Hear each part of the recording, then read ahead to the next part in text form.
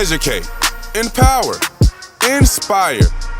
To celebrate this year's Black History Month, Crane Financial is using our platform to highlight African American entrepreneurs that are currently making history from your communities. Join us in the discussion today on Crane Conversations. What's up? My name is DJ Wells. I'm the owner of That's an Opinion Media. We range anywhere from freelance media to podcasts, to scripts, just about everything. We cover all facets of multimedia. I'm Hollis Full of Love, founder and CEO of Crane Financial. This Black History Month, we had an initiative to sit with other Black entrepreneurs and Black-owned businesses and talk about how they built their companies and saw their vision through. So we just want to start, have a conversation, man. DJ, I know you really well, so just in terms of us, went to school together at Butler University, and seeing that, you being in journalism, how did you kind of form and start this company, start That's an Opinion Media? Okay, well, of course, when I was in school, I studied journalism, and I learned very quickly that in 10 years, me being a journalism major was not going to matter because cell phones became accessible to everybody, and you could do everything from a cell phone that you could do with 4 years of school. So pretty much being able to be ahead of the curve and still be relevant at the same time. I just learned how to master different things as far as either working from doing scripts, being in front of the camera, behind the camera, and just meeting people. Like you said, the school we went to had a lot of benefits, not even from the classroom, but just playing rec ball with people who go on to be doctors that come from heritage from different places, just networking and putting myself in good positions. I really admire the way you structured it. Like a lot of people we seeing right now, it's like starting podcasts or starting video series or whatever, but you kind of said, no, we're going to be a whole scape media company. Was there a specific strategy you put together in saying we want to touch each side of multimedia, or what was your idea of it all when you was first getting started? Well, in this thing, if you look at the people who are really good in this business, they never just said, oh, I want to be a journalist, or oh, I want to be on TV. They come from different aspects, and just like anything, you never know where your opportunity could come from. Like for me, podcasting helped me get to what I'm doing now. I mean, I never thought that was the way I would get into this industry, but that's how it happened.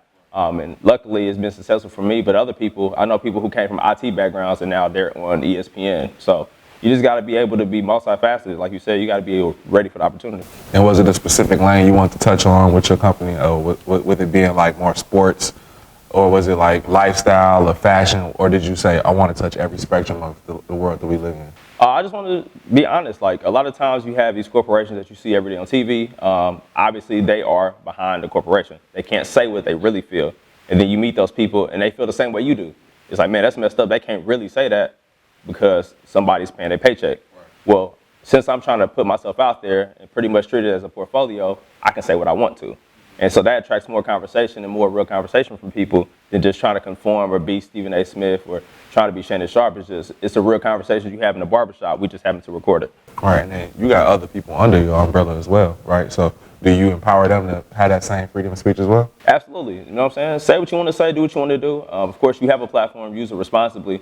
Don't be out here just making hot takes just because you want to get popping, because that's useless after a while. But you know what I'm saying? Everybody has a goal that they want to achieve, and just do what you want to do to get to that point. You're not worried about getting canceled? Hell no, I'm not worried about getting canceled. People got Twitter every day and say wilder stuff than we say, and they got regular jobs. Right. So get it off. Okay, so give us a rundown. You said you touch every scan of multimedia. What exactly are those platforms that you're utilizing to touch all those? Of course, we use all regular social media things. For me, like say 1 week we'll do a podcast. Next week I may do a Pacers interview. From there I may interview somebody from ESPN. So that goes from pretty much traditional journalism to everything, podcast. People use that on every platform. And then for ScriptWriter, say I may work on somebody else's show. Well, here's some ideas. I can write this down, and then you can take it like a TV script. So you can turn this into a podcast, or you can turn this into an audition. However you want to do it's up to you. So we cover every real basis going on right now. And right now, you guys been doing it for a couple of years. Let's say the next 2 or 3 years, what is the overall goal you want to see with That's an Opinion Media? Hopefully, we can all turn this into a job. If somebody wants to put some money behind us and we do it this particular way, hopefully for me is we all get into the different lanes we want to and then come back together. That makes everybody stronger, where everybody's doing what they want to do in their lane, and then we come back together and record a podcast every week. So now we got knowledge and we got strength and we got pretty much connections with everybody. So that makes it better for us. Do you feel like being able to speak from a position where you understand athletes more, you understand maybe people in pop culture more that look like you, you have an advantage as opposed to your counterparts? It's an advantage and a disadvantage. The advantage is when I meet those people, we have a genuine connection. They know I'm not trying to get nothing from them. I'm not trying to coattail them, but we can have a real talk. Disadvantage is you gotta toe that line because at the same time you are black in a field that's dominated by people that are not black. So you don't want to ruffle any feathers, but you still got to be who you are. Like for me, for the Pacers, it took a couple weeks to realize I'm not your competition. Right. I'm not asking you the same questions. I don't really give a damn what y'all talking about. From there on, then it was like, okay, he's good. But the initial was like, hey, I don't want him to hear about story. It's like, dude, I don't care about that. You're writing the same story everybody else on TV is writing. Like, who cares? So I'm sure you had people that you looked up to as well in the industry when you was thinking, hey, maybe I want to get involved in media and journalism. Who are some of those people, and how important is it for other young black journalists or young black people that want to get involved in media to see somebody like yourself starting and owning your own brand, not just being a personality, but saying, this is my company, I own it. I'm an entrepreneur, not just a media personality. First and foremost, rest in peace, Combat Jack. He was one of the person that was really important to me. Combat Jack made his own network way before people knew what podcasts were. He came from a totally different line. Like we talked about before, he was a lawyer in hip hop. So he took that and turned it into a podcast. Now he has these connections with people that has nothing to do with those relationships he talks about, but he kind of broke stuff down. Another person more recently, I would say, is Bomani Jones. Bomani came as a professor. He did nothing in media. He was an economics guru, but then he turned that into a job, but he knows what he's talking about. So seeing those people still be themselves and still do this is what I like the most. Yeah. How important is it, you think, for younger people to see what you're doing, or even somebody that's your peer that may not have the same ambition to do what you're doing, but to see you to be an encouragement as a black man? It's very important, man. Seeing somebody who is doing what they're doing and not sacrificing themselves, regardless of what it is. It could be real estate. It could be you can have a regular 9 to 5. That's cool, but they're being themselves, and that should be motivation enough. Like I know this person. I know he is true to who he is. He's true to his values. And he ain't gonna switch up. And so you should take that and then apply it to yourself. So you said sacrifice. That's something I think that when I look at your brand, look at what you got going on, that really resonates with me, because the sacrifice and the commitment it takes to be able to deliver consistent quality content week in and week out. Let's talk about that. I mean, you're an entrepreneur, for sure how that sacrifice word is, but you got to be consistent. You have to know it's not going to be overnight. If you're not a celebrity, you making a podcast, you're not going to get 20,000 views. So you just got to keep grinding. And then if people like your stuff, you keep going with it, and don't worry about the people who don't like it. Kind of with us, we kind of like have a nice, I call them a family. We have a cult following where we don't have the biggest crowd, but the people we rock with listen to us, and they talk crazy to us every week like we talk crazy to them. It's like a big group chat.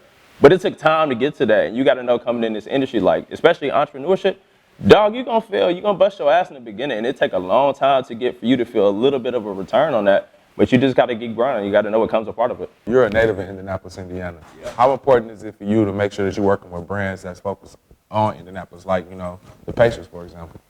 It's important to me, but more or less it's more important is doing what I'm doing from here.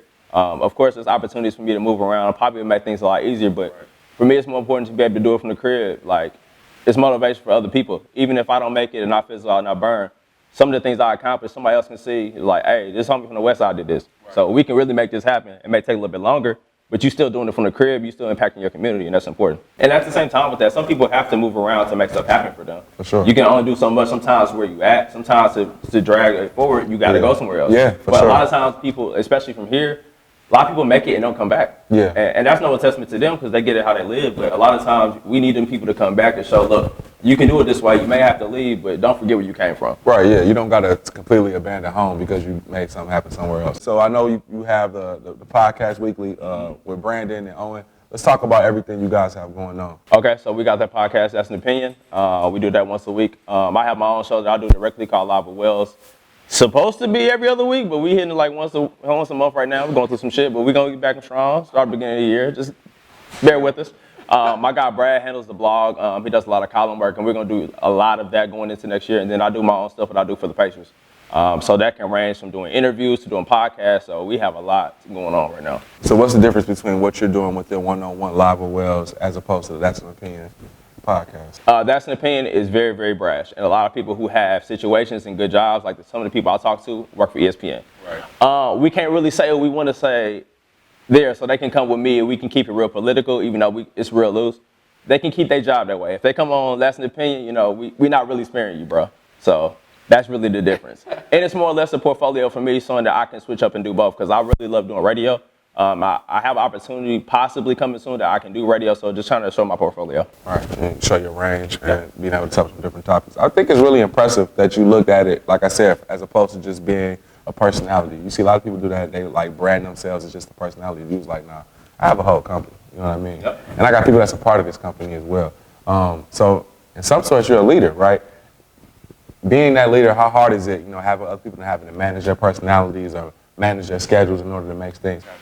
Hard as hell. Manage my own schedule is enough, and then dealing with other people who got jobs and kids, that is a full-time job as is. Luckily, I'm just used to being talked crazy to, especially by you.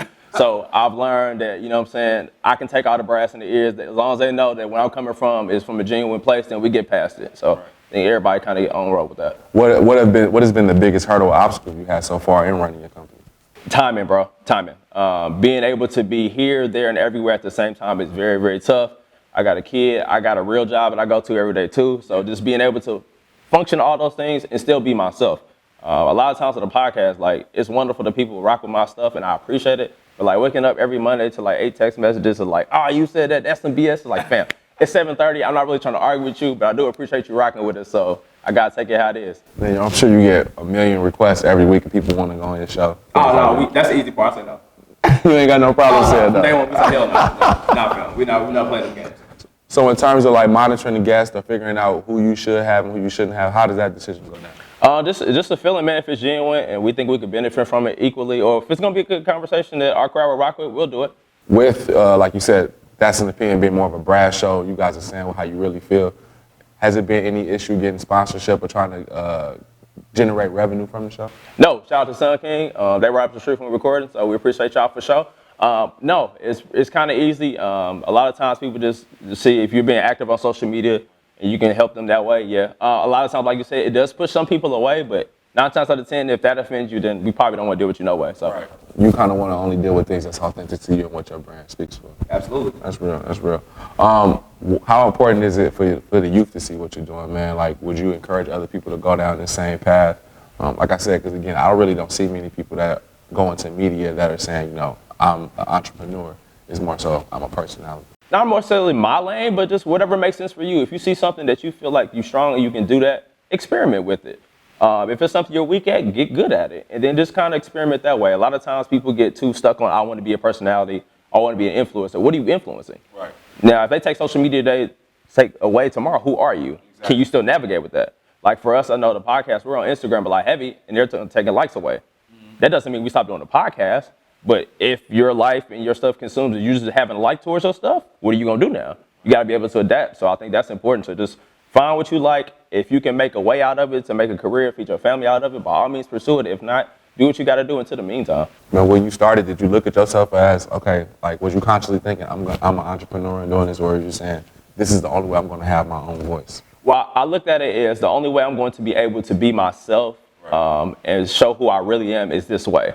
I can't go on anybody else's way. I can't go on anybody else's time. So I got to do this the way I'm going to do it, and that's the only way it's going to happen for me. And at the same time, like you said, the portfolio, to be able to show my range, to show who I really am in a good amount of time. Right. So, all right. So how important is it for you, like I said, with this being Black History Month, how important is it for you to have your own black voice and it's not being muffled through someone else's channel? Well, it's important because at the same time, like we always get upset about Black History Month, but typically in school, Black History Month is taught from a white teacher. Yeah. So if you care about Black History Month, we have to be the ones to put energy into it. And a lot of times we be so nonchalant about it. Yeah. Everybody gonna get their jokes out, but if we ain't pushing it, who really gonna give a damn about it? So you gotta be able to put that energy into it, support the things that's going on. Like you said, we have a voice, especially promotion and helping people at that time. It's important that you put that out and put that energy there. Because if you don't do it, ain't nobody else gonna do it. Then you can't get mad at people who ain't of your race and who ain't supporting you and you ain't doing shit about it. So that's important. I really appreciate you taking the time to talk with us, bro. Like I said, I think it's really dope how you came and approached the whole game from a media standpoint. You coming in with your brand as an umbrella as opposed to just saying, my name's DJ and this is my opinion. You feel me? So I think it's unique. I think it's important. I think we need to, continue to spread and have the freedom of our own speech and have control our own narratives in our community. Absolutely appreciate you for having me, man. We came a long way, brother. Long way. There you have it. We'd like to give a special thanks to our guests. And for more financial education from Crane, visit our Facebook, Instagram, or website listed in the description below. See you next time on Crane Conversations.